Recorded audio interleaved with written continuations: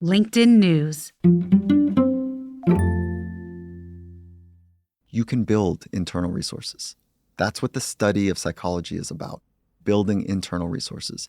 So part of that fullness, I would leave space in the shape for psychological skills so that you know how to be calm. You know how to be confident. You know how to adjust and be agile. Those are all trainable skills that you can go into high heat, high stress moments and be like, let's go figure this thing out. Come on. So the external world does not whip around your sense of being. Hey everyone, and Happy New Year. From LinkedIn News, I'm Leah Smart, and this is Everyday Better, a self-improvement podcast where every week I sit down with some of the world's brightest minds and bravest hearts to learn how we can improve ourselves, our relationship to others, and the world around us. Before we dive into today's episode, I have an ask of you.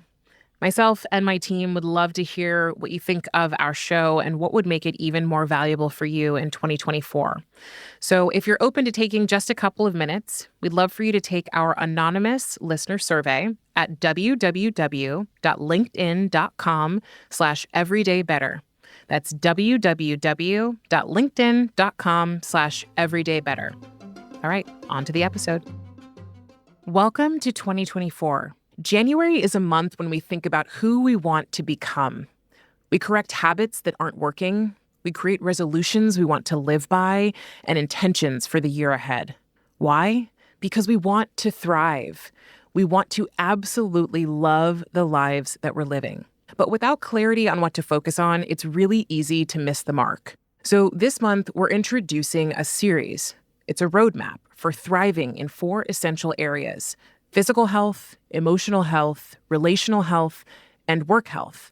I want to emphasize work health is not just about your job, but your overall contribution and your sense of purpose.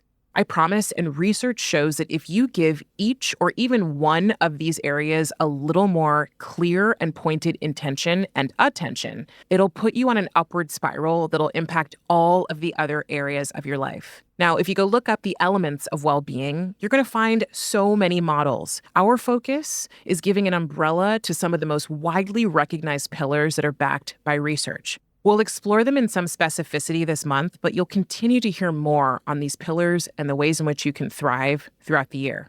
So this is the better blueprint for your 2024. Every week, we'll be covering something in each of these areas, all focused on helping you understand more, improve through knowledge, and take action every single day. We're kicking off with Michael Gervais, who by trade is a high-performance psychologist. He's worked with some of the top athletes, Olympians, and executives in the world. But what he is most interested in is the path to self-mastery, being our very best in any environment. If you're a regular listener of the show, you know that's a core focus of our work. When you improve yourself, you improve the relationships around you, and there's a really powerful ripple effect. For Michael, this starts with how to stop worrying about what other people think. And he lovingly calls this FOPO, fear of other people's opinions. We all think we have this spotlight on us and that everyone is paying so much attention to our choices and our actions.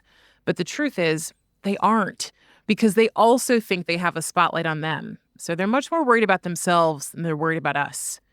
So the question becomes, how can we ever reach our potential if we're constantly afraid of what everyone else thinks and not recognizing that we are all so focused on ourselves?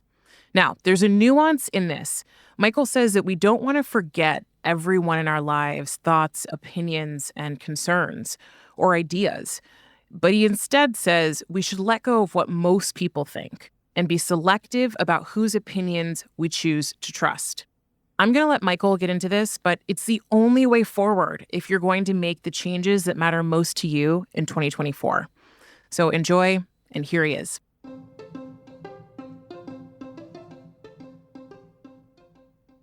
By trade and training, I am a high-performance psychologist.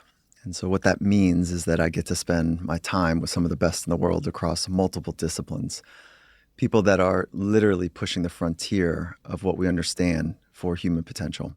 Sometimes it's in sport, sometimes it's in the arts, sometimes it's in business.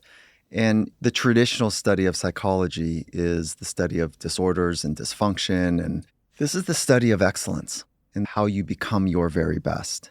And excellence is this feeling that you have where you can be at home with yourself wherever you are. And then if you add excellence and just kind of step up a little bit to this concept of mastery, mastery is a path of being your very best in any environment and being able to artistically express yourself, whether that's in a boardroom, a living room, whatever canvas that you're working from. So you've got average performance down at the very bottom.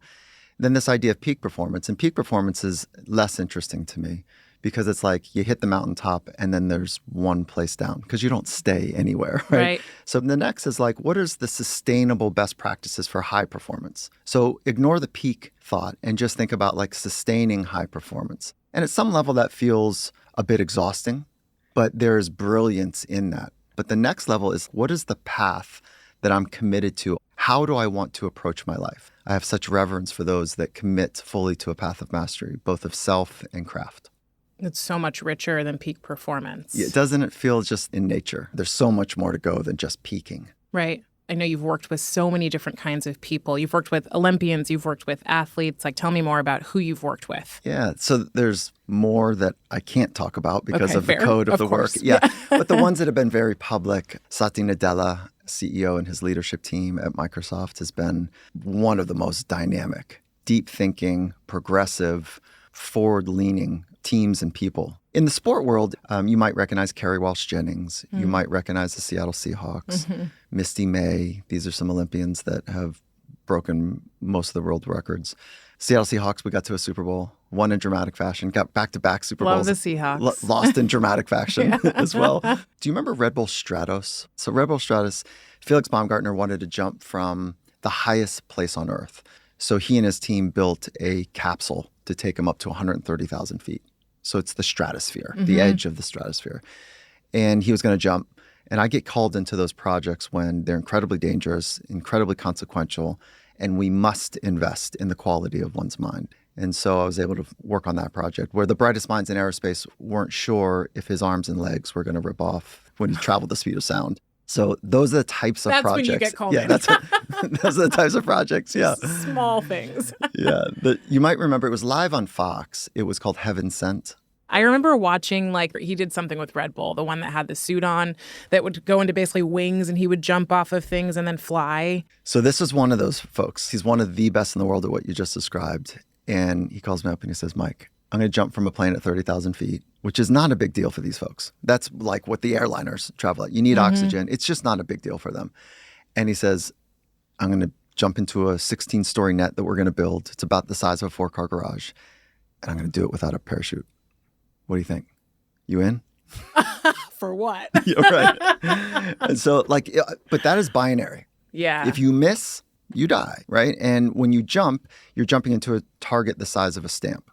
So you've got to have command of mind, command of body, and command of craft. So we're taking those best practices that work in those consequential, high speed, high pressure, exacting environments and taking those best practices. How do people become their very best in those environments and crosswalk that into business, which is pressure packed, speed, accuracy is required. And it's just a good old chronic stress environment, you know? So how do we be a little bit better inside of ourselves? And how do we deploy the brilliant science of psychology in those environments? Because that's where we spend most of our time. Right. So in your book, the idea is stopping the fear of other people's opinions. You talk about the spotlight effect, which I did not know about the spotlight effect. And I was shocked and awed and, oh my God, that's totally me. And is that everyone else too? And that was the first thing for me, like kind of the idea of mastering this concept of not fearing other people's opinions that I felt like I needed to actually deal with. To understand that part. Yeah. Can you talk about that a bit? Yeah, let's take a big picture approach first. Sure. Okay, I was 16 years old and I had a lightning bolt moment. And this is going to sound like I was a switched on 16-year-old kid, but I wasn't. I was really quite clueless. I grew up surfing. It was like one day in front of the next. All I wanted to do was surf. I barely got through high school. Just to paint the picture as a young person. Definitely counterculture, punk rock, an attitude. It was more classic rock just to roll out the tone. But I had this moment where I saved up a couple summers to buy my car. And it was like $3,000 truck. And I'm driving, I'm a new driver, and I could tell that a car was passing me in the same direction, just a little bit faster. I remember sitting like, oh, I want them to know I'm cool. And so I sat up, I grabbed my steering wheel with the kind of a cool kid lean. I glanced over as they're passing me, and I thought, they're going to see I'm cool. Mm-hmm. They didn't look. They had no interest in what was happening in my car. Okay, zero. And I had this moment, I was like really embarrassed. Like, what am I doing? How much time did I waste? Why am I trying to prop myself up? How is that showing up in other parts of my life? Well, it was. I wanted to look good rather than be me. And that kind of felt normal for, a 16-year-old kid. But I didn't want to live that way. My parents were super organic hippies, and they were like, no, be about it. Don't fake the funk. Like, you don't need to prop anything. So I had this tension. I was doing that to look a certain way, and I was embarrassed. So I didn't talk about it. And I didn't know that other people had it. So I was walking around kind of by myself, like, am I okay? Am I not okay? I shouldn't think about that. I should just be me. And it was confusing. Come to find out, 15 years later, I wrap up a advanced degree in psychology, and I'm sitting with the best in the world, and they're talking about that too. They're not using that exact same story, of course, but they're talking about, like, what are you afraid of? Now, this is a gold medalist. This is a MVP in the NBA.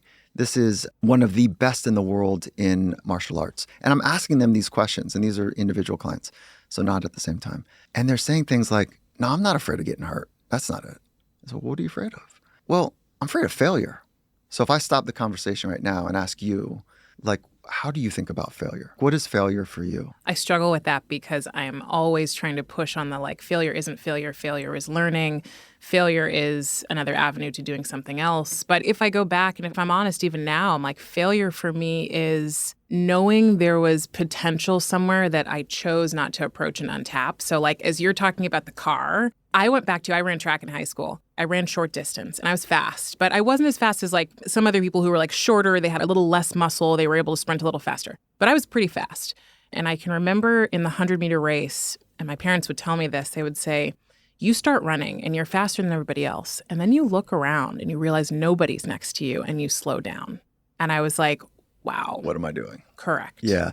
So I had a similar experience when I was young. Yeah. Again, this is back to young, is that I was a good little surfer. I had aspirations to go pro. I was a good little surfer in heavy consequential environments. When nobody was looking, you put me in the most dangerous position and I felt at home. Okay, this is kind of similar to what you're doing. As soon as we get to competition today and there's people on the beach and there's judges and critics and friends and supporters and whatever, I was a shell of myself. You can't have your mind at two places at the same time. We know that. Your mind can only focus on one thing at a time, one new thing at a time. So if one eye was on the beach and another eye is trying to be on the waves, it's too much to bounce back and forth. So I was a disaster come competition day. So it was not my physicality. It wasn't my technical skills. It was just my mental skills. And it sounds like for you, you had the wheels, you had the physical frame, but when your mind would go a place that's unproductive, looking around, if you will, that's where psychology pays such dividends. Have you ever formally trained your mind? I meditate, but I don't know if that's what you're talking about. Close. I would give that a checkbox. Okay. Maybe there's a handful more to say that, yes, I'm formally training my mind. If you're in therapy or you're working with a psychologist, potentially, depending on the work that you're doing, but if you're sitting across from somebody that's highly skilled and trained, and they are helping you understand your mind, this is a study of you, I don't think there's a better investment you can make. The mind is so complicated. It is so powerful. It is completely upstream to any performance, certainly behaviors, and your emotions. So let me line that up again. Thoughts impact emotions. Thoughts and emotions together impact behavior. Thoughts, emotions, and behavior that are skilled are really what performance is about. Okay, this may be nerding out, but is it that thoughts come first or emotions come first, or have we figured that out? We think that it's like a bang-bang experience. They can go both ways. But for the most part, when you think about your relationship with thoughts and your relationship with emotions, it's far easier to work with thoughts, right? Because you could shift the thought, bang, bang. You can move it around. You can guide your thoughts. And then once emotions are there, you can guide them, but you can't control them. They're too powerful. It's like the elephant and the rider, right? So the rider is the thought and the elephant is the emotion. When an elephant wants to run, it's running, So the best we can do in my mind is to be aware of our thoughts, be aware of our emotions, and that's where mindfulness and meditation pays dividends for you. Once you become more aware, you can work with them. Now you're working upstream and you're not working at the cliff's edge of the waterfall. That's the downstream kind of rapids of life. You can go upstream and work well, way upstream with your thoughts. Then the downstream impact is maybe you don't feel like you're going to fall off the cliff. Maybe you don't feel like it's a doomsday waiting to happen, or you're just exhausted because you're caught by your thoughts and you're caught by your emotions. So then is there a point where you can get to that? I'm not looking at the beach and the waves. I'm just looking at the waves. That's 100% the goal. 100%, not just for surfers or athletes. When you are more comfortable and better understand your thoughts and emotions and how your body's working, you damp down all of that internal noise so that you can give yourself to the present moment, so that you can pour into a deep focus in the present moment. And when you do that, it's like you're no longer operating in a strobe light effect. Do you remember when you were in like 7th or 8th grade and the strobe lights went and you're like, look at me move. And it was right. Okay, but that's how most of our minds work, is that we're shifting back and forth, back and forth. And the most optimal state we can be in, one of the entry points is deep focus. But when you're busy internally, if right now, if you're worrying about what I'm thinking of you, that's taking some resource away from focusing deeply on metabolizing or listening to the information or thinking about where you might want to go next, in the conversation. So yeah, when you can damp down all the noise inside, you can give yourself to the present moment. And the present moment is the unlock. That's where high performance happens. It's the entry point into flow state. It's where wisdom is revealed. It's where all things that are true, beautiful, good, and amazing are experienced. So the present moment is the unlock to your best way of living. And to get into the present moment does require training, because your brain, just like my brain at a 16-year-old kid and yours, when you're looking around left and right, our brains are designed 1,000,000 years ago with one primary dictum: survival. So when you walk into a threatening environment, your mind doesn't even have to think. Let's separate brain and mind technically for a moment. Brain is the 3 pounds of tissue in your skull. The mind is like the software that's running that brain hardware. The brain is programmed without even having to think to ready you to fight, to flee, to freeze if required. And so you don't even have to think, and your brain will go to that state. Okay, so if you don't train the software, if you don't upgrade the software of your mind, the way that you think, the brain's going to win. And what it's designed to do is scan the world and find all the dangers.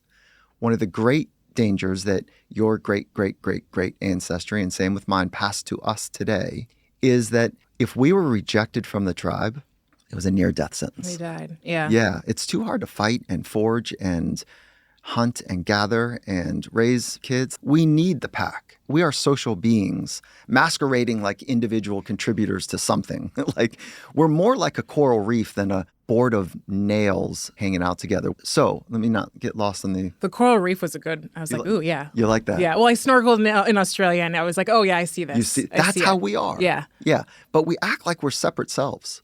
That's part of our sickness that we feel in many of our relationships. But let me not go there yet. The idea is that your brain is designed to scan all of the world for threats. And what you think of me 1,000,000 years ago, 100,000 years ago, was a real threat. So I better play right by the ethos of the tribe. I better fit in the middle of the pack because the wolves pick off the ones on the fringes. So I better stay in the center. What that means in modern times is I better just be liked, because if you reject me, it triggers that whole sequence in your brain to fight, to flee, to escape the danger, which is the opinion of another person. So I think one of the great modern day threats that is not talked about enough is the opinions of other people, the critique and judgment by others, because it triggers a very specific part of our brain that says, right, this is no longer safe. You better fix this. How do you fix it? Do something to be liked. Just fit in. And that compromise to one's authenticity in modern times is problematic. So when you say the fear of other people's opinions is so problematic, the first thing I go to is, all right, well, what do we do about the us who were raised as kids who wanted to perform, grew up playing instruments and wanted to get into the right schools and be the best at what they were doing, et cetera. So for me, it's where that collides is performance anxiety, the fear of not being good enough, but also wanting to be like everyone. You know what I mean? It's okay, like you kind of want both. Yeah, I love what you just did. Performance anxiety and this fear of not being good enough. So performance anxiety, I'll deconstruct this with you. It would make sense that if something is important, your body knows how to ready itself, okay? That's actually a very cool way to think about anytime you've got some butterflies or nerves or something I mean, going that's how I on. felt before our interview. I was like, I'm ready. Like, this is So because there's this is important to me. a switched onness, Yeah. right? Yep. And then to be super concrete, to be more precise, this is how we work with an elite athlete or an executive or anybody, is that you think about it in a super simple scale, 1 to 10. And you think about the porridge analogy. The porridge is too cold, it's too hot, and it's just right. So the just right is a 4, 5, and 6 on that scale. 7, 8, 9, 10 is like it's too hot. I've got too much activation. And a 1, 2, 3 is like, yawn, I'm bored. What am I doing? So that's not going to work well for high performance. 7, 8, 9, 10, like I feel like I want to throw up in my mouth. Like that's too much activation, right?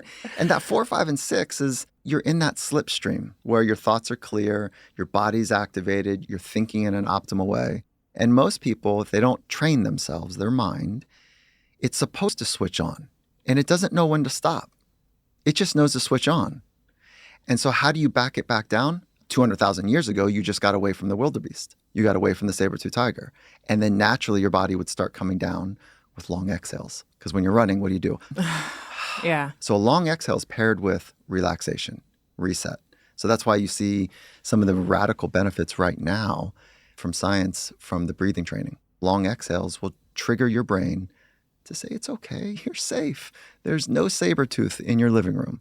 And so go back to the performance bit.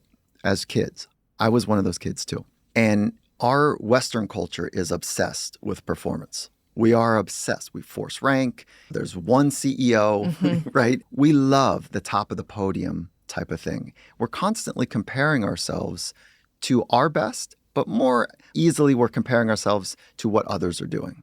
So performance-based identity would be a natural thing to develop in a performance-obsessed culture. Right. Okay. So most of us have a performance-based identity.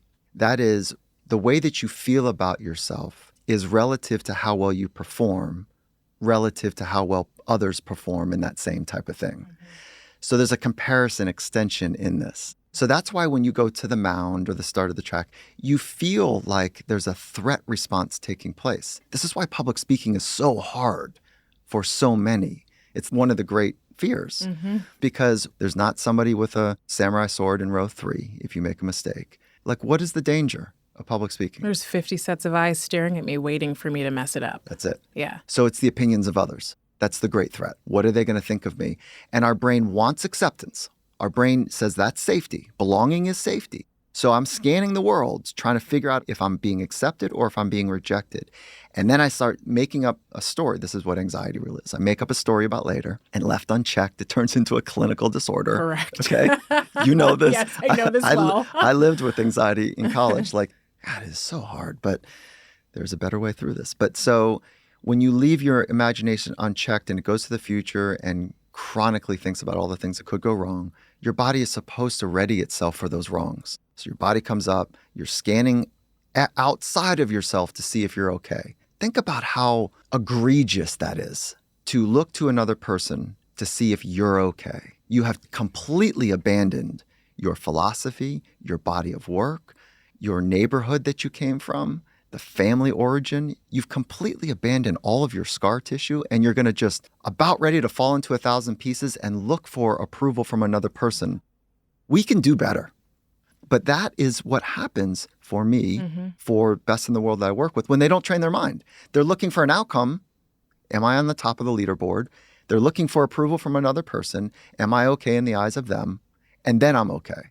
It's 100% backwards, but it makes sense. I share this with my therapist. We've talked about it a lot. I used to think of it as like a shape.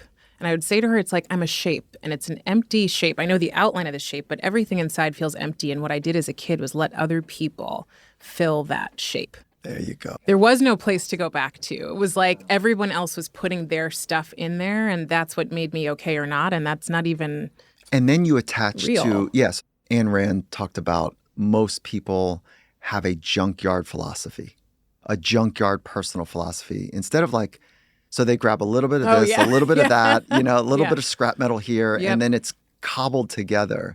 And the opportunity, and all the greats point to this, what I'm about to say. Who are you? Like really do the work. Who do you want to be? And then stand for that. Like really stand for it. So from clarity to conviction is an interesting arc. And then what sits in between those two, once you're clear about your personal philosophy in life, you're clear about your purpose in life, you're clear about the values that you're going to stand for, okay? The people that you're going to stand for, that's usually related to purpose and personal philosophy. So that's the internal self-discovery work. Once you get clear on that, that's cool. That's good adult work. And then what's special, what all the greats have done is that they stood for it in high heat moments. They stood for it when the pressure was on. And the greats died for it. So what sits in between that is mental skills and psychological skills. That's what allows you to navigate the difficult, adverse, high heat, high pressure, speed and accurate environments. Do you have the skills to navigate that weather? The skill of being calm, which we just talked about, 0 to 10. The way you go from an 8, where I kind of feel like a little too much rattle, my heart's pounding a little bit too much, my breathing is changing, my body temperature's heated up, and I'm going to go stand in front of a boardroom and pitch what I think is a really important idea for our company's future, and I'm just too activated, breathing and self-talk. That's it. So that's how those two things work. That's how you downgrade. That's how you down-regulate. Down-regulate, yeah. Yeah, breathing and self-talk. But you have to practice those. We'll be right back with Michael Gervais. But before we go to break, let's hear from some of our listeners on how they're planning to improve themselves in 2024. I'm Gianna. I'm from New Jersey. And one thing I want to get better at in 2024 is slowing down. Growing up, sleeping in for my mom would be 7 a.m. She'd be up and out the door before I even woke up. So that was very much the example I looked to, and I've definitely incorporated those habits into my own life. I'm up, ready to go as soon as my eyes open, and I have a jam-packed day. So I really want to make sure that I'm being more intentional with my time and slow down to really enjoy the moment. How I'm going to do that, I'm not exactly sure. But I think it's going to be just challenging my go-to, my autopilot, which is get up and go. So it's really going to be rewiring my brain to be more intentional about my time with friends, with myself, and slowing down, maybe just not making so many plans like I typically do to pack my day. My name is Jessie Hempel. I live in Brooklyn, New York. The thing that I want to be better at in 2024 is being wrong, specifically acknowledging that I'm wrong. And I say this because so often I operate on my intuition. I feel like I have good judgment. No, I take that back. I know that I have good judgment. I trust my judgment. And that's important. I'm somewhere in the middle of my career, and my judgment is really what helps to establish my success in my field. But the thing is, the only thing that really is a constant in our lives right now is change. It feels like so much is changing. And we're going to have to become so much more adept at working with that change and being flexible and being willing to shift along with the shifts around us. And if I'm going to be able to do that, I'm going to have to allow for my own judgment to fail me sometimes. And I think that if I were willing to allow myself to be wrong more often than I am now, imagine what could shift for me, right? I could change course and adjust in moments that I might not otherwise be able to. And so the way that I'm going to do this is actually through trying deliberately to slow down a little bit, just taking that extra 15 minutes in the morning to fill up a notebook. It allows me to chronicle my thoughts, to look deeply at the places where my intuition and my judgment are jumping to conclusions and to question them. And we're back with Michael Gervais. So there's the fear of other people's opinions. There are a number of ways that you talk about how we develop self-worth in your book. I was like, wow, I really identify with this. The performance-based identity. Yep. How you look has always been one for me too. And I think it's all different based on how we grew up. I love your analogy about a shell. That's really available to me. I love that. I like that you used available. Yeah, it felt like it resonated quickly. And I think a lot of us, we all think in images, but I'm like, that metaphor felt like, oh, got it. That's what it is. That's cool. And so the goal is then what do I fill in with? That's it. That's the rite of passage to be an adult. We don't go into the bush and kill a lion or whatever we're supposed to do. And so what is the rite of passage to be like an adult? I think it's to know who you are, commit yourself to be on that path and to work from a set of first principles. And first principles are basically like your values in action. You know, like Dr. King Jr. and Malcolm X had similar first principles, but the way that they shaped those first principles were materially different. So values, if you thought about like equality as a value, and then on top of it, the way you shape that value as a first principle. And then when you're clear about the purpose, how you're going to put those first principles to action, that's what a purpose is. And so if you could go from a performance-based identity, I am what I do, and I am good at what I do most of the time. And don't look at me and judge me if I'm not good, because then that's like, I'm not good, and I'm nobody. Right. That's a lot to prop up. That's why one of the reasons we're in a human energy crisis is we're propping up a very narrow part of our existence, is like the performative existence. Recognize that we have to perform. We have to do something. No problems. But if you could crosswalk that to a purpose-based identity, I matter because I'm here and I'm in service of something far larger than me. You want to get down with it? No? Okay, no problems. Maybe we'll get coffee in a couple months, right? But you want to get down? Yeah, that sounds right. All right, let's roll up our sleeves together. And that's when your purpose is big. Like if Mother Teresa was with us today, you know what we'd be talking about? Being in service to people that can't afford the things that we can afford, like healing and love and kindness. And there's no doubt that her purpose was so big, it would saturate this room we're in. And so I want to live with people that they're very clear about their purpose. Let's go get it. And it's not performative. It's honest. Those are the people that I love to learn from. And hopefully I can take some of those best practices and share those best practices.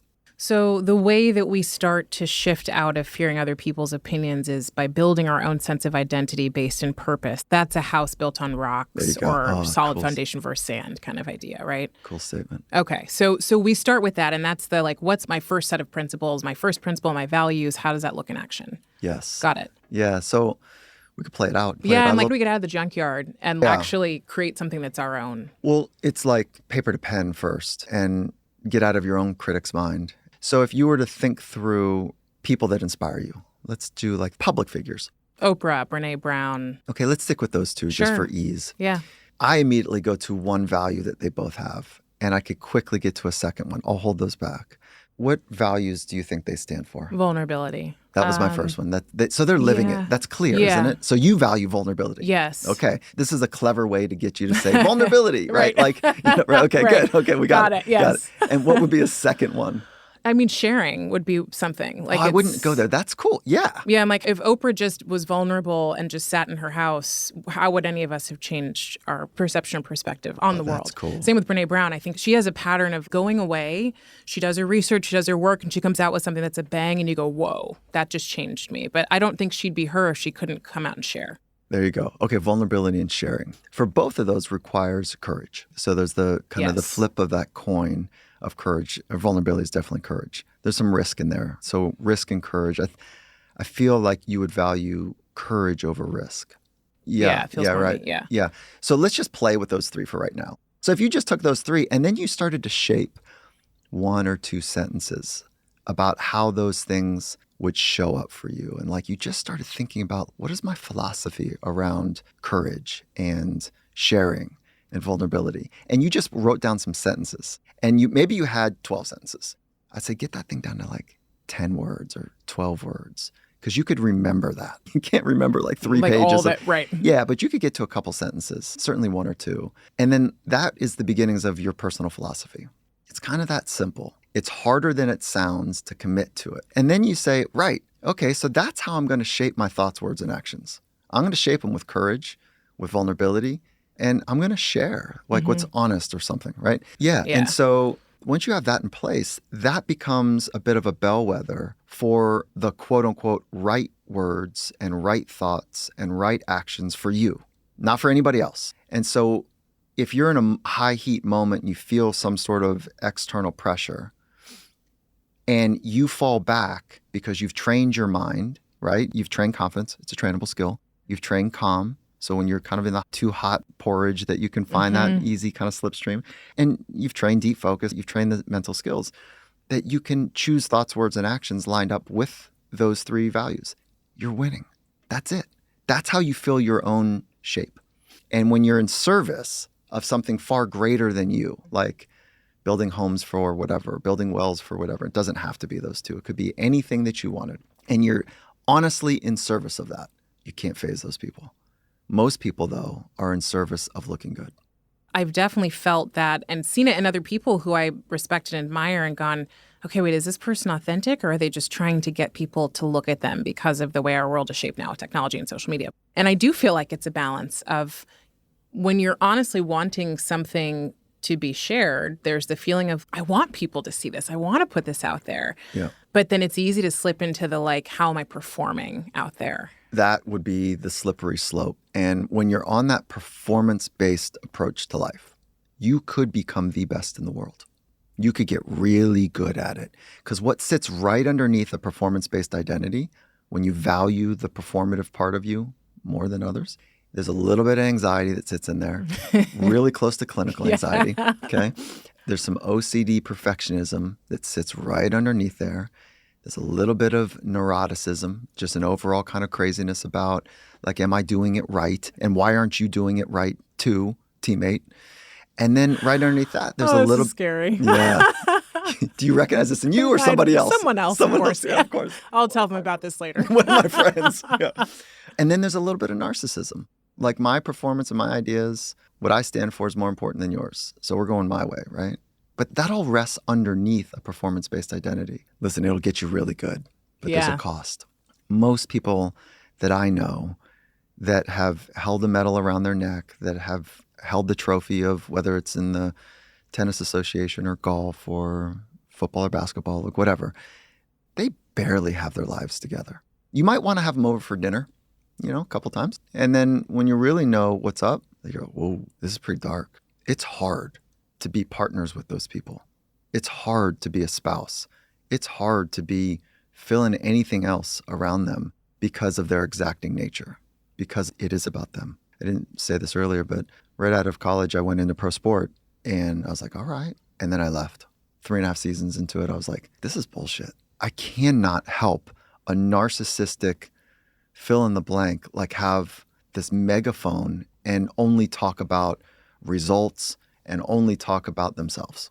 So that's when I went in the backcountry to go back to honest environments where if people make mistakes, the most consequential things happen. And that's what I'm hoping to bring forward in the work that I'm doing now. Toward the end of your book, you talk about redefining what it means to be us and how we show up now that we've figured out how to stop worrying so much about other people's opinions, how to actually form our own identity that's based in purpose. How do we then redefine? But also what came up for me in the how we redefine is like, why redefine? And it reminded me of, my mom gave me this article when I was probably 11 or 12. And I looked at it and went, I don't want to look at this. And I realized later that was because it resonated. And the article was about fear of success and fear of failure and how both of those things can live together very easily. And so when I think about the end of your book and I think about your redefining and why, I go, how many people are out there that have untapped potential, that are afraid of being successful, whatever that means to them and the way they define it, hopefully not in the way we've all defined it. And we're talking about moving away from that. How many people are out there that will be too afraid to do that? And how do you get them inspired? And so one of the things you talked about was living with a shot clock. Yeah. Can you talk about that? Because I think that helps us kind of round out why go on this journey of mastery. So the shot clock is this idea that we, like when you and I leave here today and we wrap up, I'll say goodbye, and so will you. And there'll be this thought like, we'll see each other again sometime. But we don't know that. And when we say that to our parents or our spouses or kids, like, see you later, we just don't know. And if you've lost somebody, you know exactly what I mean by that. And so when we don't know and we play like it's going to all be okay, it's being really sloppy with the relationship. So when I say goodbye to you, this is part of my meditation practice, I will say goodbye and there'll be a thoughtfulness. You might not even notice it, but it'll be like, thank you for your time. And I'll really mean it because I don't know if we'll ever have it again. And I do it every day with my son, and I do it every day with my wife, and I do it with all the people that I love, is that I just spend a moment, and that means I appreciate how present you were. Even if we were 75% of our best selves and we're arguing or agitated or I was tired, thank you for being in it with me when I'm shit. So the shot clock is just this idea, if you knew that you had 24 hours left, if you knew you had 2.4 days, or if you knew you had a shot clock, how would you live your life? If you knew you had 24 years, period, done. What are you going to do? I don't know if you're going to pad your bank account as much as anxiously you're wanting to do that. So it's just a good thought experiment for me to go through. And there's nothing wrong with having a fantastically wealthy life. Nothing wrong with that. However, when you're muted in dimension in other areas of your life, there is a problem. So it's just a shot clock. Like maybe take a moment and push your chair back from the desk and say, what am I doing with the time I have left? And if I don't know how much time I have left, what am I really doing here? And it's a forcing function to say, get in the present moment more often, because that's where everything amazing is taking place. And your spotlight effect question, it'll tie in nicely here. Thomas Gilovich did some research, and what he found is that we walk around with a spotlight on us thinking that the world is watching us. Like, do you think my hair is out of place? Do you think that my shirt is okay? Do you think what I'm saying is okay? It's about me and my spotlight when you have your own spotlight. And you're in your head wondering if you're okay. And so that spotlight effect, according to research, he sent out these college students wearing the ultimate not cool shirt, the Barry Manilow embossed shirt, right? That's a big picture of Barry Manilow. Perfect. And he lined these kids up, and one by one, they went out into the lecture hall with another 100 students. And those 100 students didn't know what the experiment was. And the kids wearing the ugly shirt, they would have a response. They say, you want me to wear this in front of them? Really? And then they would ask, how many people do you think will notice that you're wearing this shirt?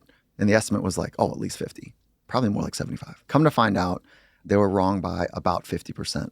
Only about 25% of people even notice the shirt you're wearing. Wow. So we're walking around with the spotlight effect when actually very few people are looking at us. Because we're all in our own. Right, right. So grandma had this one right. Yeah. She's like, honey, they're not paying attention Nobody's to you. Looking at you. They're worried about their own stuff. According to research, grandma was right. Grandma was right. Yeah. So how does that wrap back around? One of the things that pulls us out of being fully immersed in this moment is the spotlight and this obsession with, am I okay in the eyes of others? And so it's another way to reinforce that we're walking around with this excessive worry if we're okay. And there's a better way to do it than that. And that's why we name it one of the great constrictors of human potential, is this obsessive fear, this obsessive worry about what other people are thinking of us. And the goal is to come to a place where we have a shape. I'll come back to my shape. We have a shape that's filled in by us. How about it? Yeah. And I think I would leave room, there's a new thought for me that you're introducing. I would leave room for the people who care. I want to care about their opinions. So I want to leave space in there for, like, I am who I am because my wife has committed to helping me be my very best. And so I need to have the right amount of space for the people that care. And that feels very loving to be able to do that. Yeah, and it moves away from this hyper individualistic, I am who I am, I don't care what you think, because that's not what you're talking about here, and it's not necessarily healthy for the concept or the idea or the truth that we are all pack animals, that we're social, that we need each other. We need each other. Yeah. Nobody, as an athlete yourself, even though you're the only one on the track running your lane, you didn't do it alone. You had a whole team. Part of it was at home. Part of it was on the track. Part of it was in the weight room. Nobody does the extraordinary alone. And if you want to live an extraordinary life of joy and happiness and meaning and purpose, we need each other.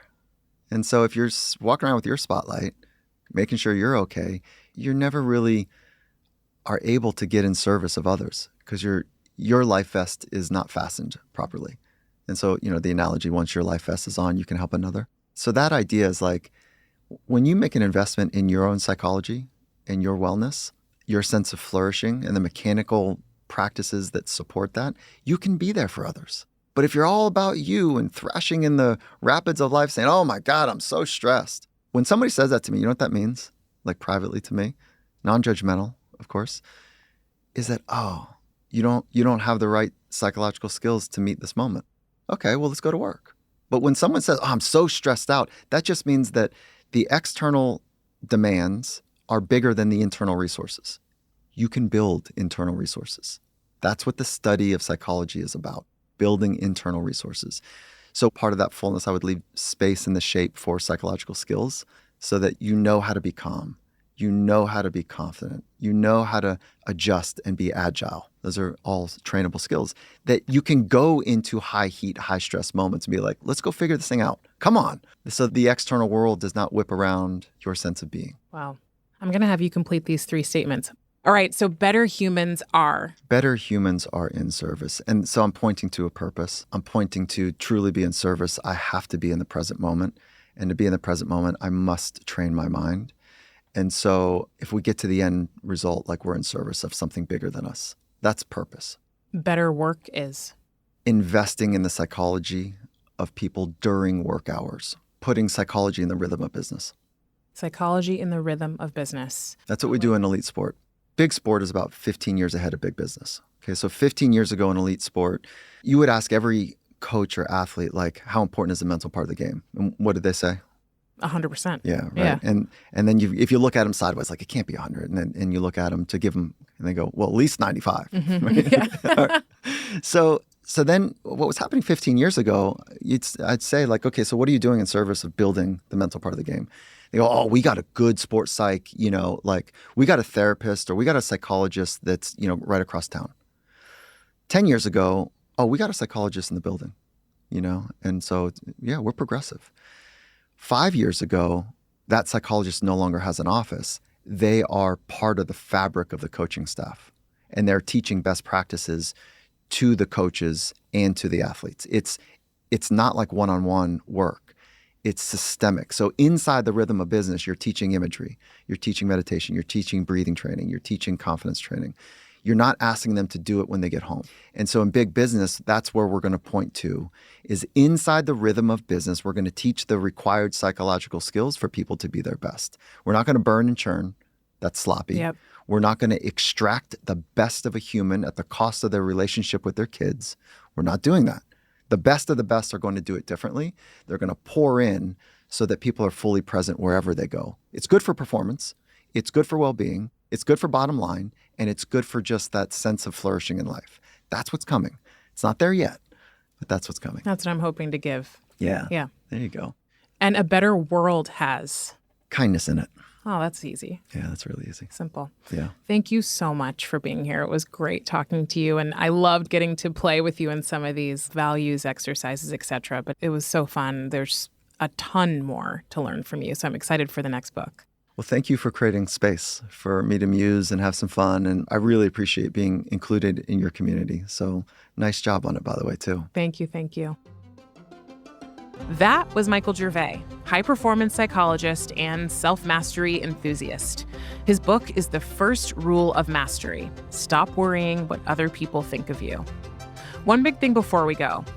It's the new year, and whether you like setting New Year's resolutions or prefer to make improvements on your own timeline, like I do, this time does invite us to reconsider our path, our purpose, and our everyday progress. And I know there's something that you can and want to challenge yourself to shift or improve.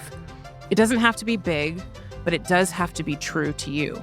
When you do make this choice, the bravest mindset you can embrace is that of realizing that worrying about everyone else's thoughts, opinions, and beliefs will never serve you. Whether it's taking on a new initiative with your physical health, changing how you approach your career or everyday work, up-leveling your relationships, or feeling better emotionally in general, be brave enough to make the choice. Choose whose opinions matter most and move forward with purpose. And don't forget, your bravery might inspire someone else to do exactly what you're doing. So here's to an intentional 2024. If this conversation resonated with you, share it with the first person who comes to mind. You never know how it could help them out. And support other people like you in finding our show by leaving us a rating before you go. While you're at it, write a one-sentence review telling me and the team what you love about Everyday Better. And as always, you can find me on LinkedIn writing about human potential and meaningful living. Everyday Better is a production of LinkedIn News. The show is produced by Alexis Ramdow. Our associate producer is Rafa Fariha. Asaf Gijron is our sound engineer. He makes sure we sound good in the studio. Joe DeGiorgi mixed our show. Enrique Montalvo is the executive producer of LinkedIn Editorial Productions. Dave Pond is head of news production. Courtney Koop is head of LinkedIn Original Audio and Video. Dan Roth is the editor-in-chief of LinkedIn. And I'm Leah Smart. Thanks for coming with me. Happy New Year, and I'll see you next week.